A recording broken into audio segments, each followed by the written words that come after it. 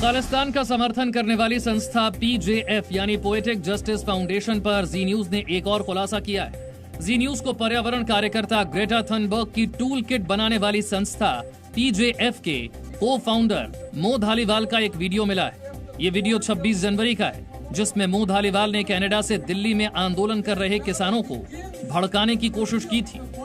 If the farm bills get repealed tomorrow, that is not a victory. This battle begins with the repeal of the farm bills. It does not end there.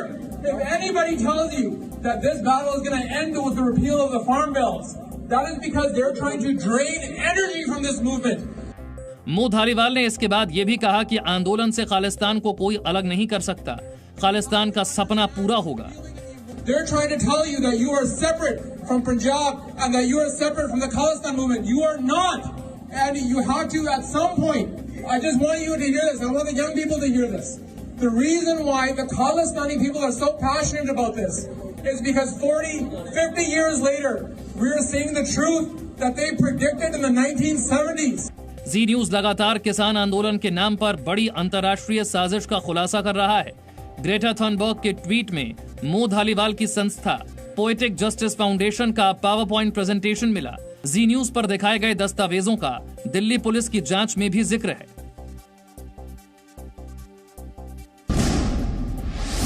Poetic justice foundation पर जी news के लगातार खुलासे के बाद केंद्रीय कृषि मंत्री नरेंद्र तोमर का बड़ा बयान आया है। उन्होंने जी न्यूज से खास बातचीत में कहा कि जी न्यूज ने साजिश को बेनकाब किया है और आंदोलन के बहाने भारत का विरोध करने वालों के मंसूबे पूरे नहीं होंगे। जी न्यूज ने काफी विस्तार से इस खबर को दिखाया है और इससे देशवासी जागरूक हुए। जिनके मन में भारत का विरोध करना है वो इस बात से बेफिक्र रहें कि उनका कोई भी मंसूबा भारत में पूरा नहीं होगा। कृषि मंत्री ने उन विपक्षी दलों को भी जवाब दिया जो दिल्ली सीमा की तुलना भारत पाकिस्तान बॉर्डर से कर रहे थे। जो लोग भारत और पाकिस्तान की सीमा से किसान आंदोलन के बॉर्डर की तुलना कर रहे हैं, इससे ज्यादा हास्यास्पद और गैर जिम्मेदाराना बयान और कोई नहीं। उधर दिल्ली पुलिस ने लाल किला हिंसा मामले में एक और खुलासा किया है। सूत्रों के मुताबिक लाल किला में हिंसा के दौरान स्थानीय लोगों ने उपद्रवियों की मदद की थी। दिल्ली पुलिस ने अब तक इस मामले में 35 आरोपियों की तस्वीरें जारी की हैं। कई वीडियो और तस्वीरों की जांच के बाद इन आरोपियों की पहचान की गई है। इन आरोपियों में 1 लाख रुपए का इनामी आरोपी दीप सिद्धू भी शामिल है। कृषि मंत्री नरेंद्र तोमर का राज्यसभा में दिया गया खून से खेती वाला बयान कार्यवाही से हटा दिया गया है। कृषि मंत्री नरेंद्र तोमर ने जी न्यूज से खास बातचीत में अपने बयान पर सफाई दी है। उन्होंने कहा कि राज्यसभा में कांग्रेस के सांसद मल्लिकार्जुन खड़गे हाथ में वो बुकलेट लिए हुए थे जिसे राहुल गांधी ने कुछ दिनों पहले जारी किया था।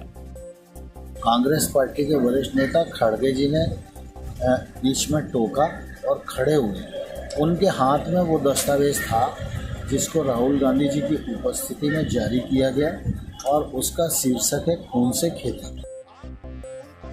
इससे पहले राज्यसभा में आज किसानों के मुद्दे पर सरकार और विपक्ष के बीच जोरदार बहस हुई। कृषि मंत्री नरेंद्र सिंह तोमर ने किसानों को बरगलाने का आरोप लगाते हुए कहा, कृषि कानूनों में काला क्या है, इसका उन्हें अब तक जवाब नहीं मिला। कानून में काला क्या है, एक मुझे बताओ तो मैं उसको ठीक करने की कोशिश करूं। कांग्रेस सांसद आनंद शर्मा ने किसान आंदोलन के लिए सरकार को जिम्मेदार बताया।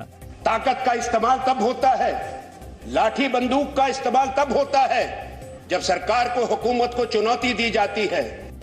शिवसेना सांसद संजय राउत ने बहस के दौरान सवाल पूछा कि सच बोलने वाले गद्दार कैसे?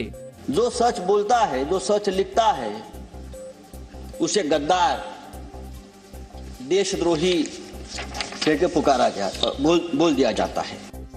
कांग्रेस सांसद मल्लिकार्जुन खड़गे ने सरकार पर किसानों को बांटने की साजिश का आरोप लगाया। प्रधानमंत्री मोदी सोमवार को राष्ट्रपति रामनाथ कोविंद के अभिभाषण पर विपक्ष के सवालों का जवाब देंगे। प्रधानमंत्री सुबह 10:30 बजे राज्यसभा में अपना जवाब देंगे। आज पीएम मोदी ने संसद भवन में गृह मंत्री अमित शाह, सूचना एवं प्रसारण मंत्री प्रकाश जावड़ेकर और संसदीय कार्य मंत्री प्रहलाद जोशी के साथ बैठक की। 8 फरवरी को बीजेपी सांसदों को राज्यसभा में मौजूद रहने का व्हिप जारी किया गया है। 8 से 12 फरवरी तक संसद में मौजूद रहने का निर्देश दिया गया है। राज्यसभा में राष्ट्रपति के अभिभाषण पर धन्यवाद प्रस्ताव पर 3 दिन की बहस हुई। बहस में 25 दलों के करीब 50 स्पीकर्स ने हिस्सा लिया। ये सबसे लंबी बहस में से एक कही जा रही है, जिसमें बीजेपी के 18, कांग्रेस के 5 और अन्य राजनीतिक दलों के 27 सांसदों ने हिस्सा लिया। पीएम मोदी सोमवार को क्वेश्चन आवर में विपक्ष के सवालों के जवाब देंगे।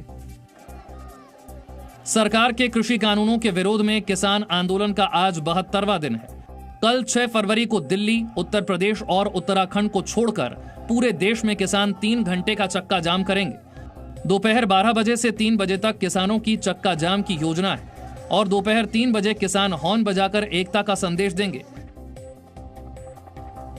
Presenting B News app, available on Google Play and App Store. Download it now.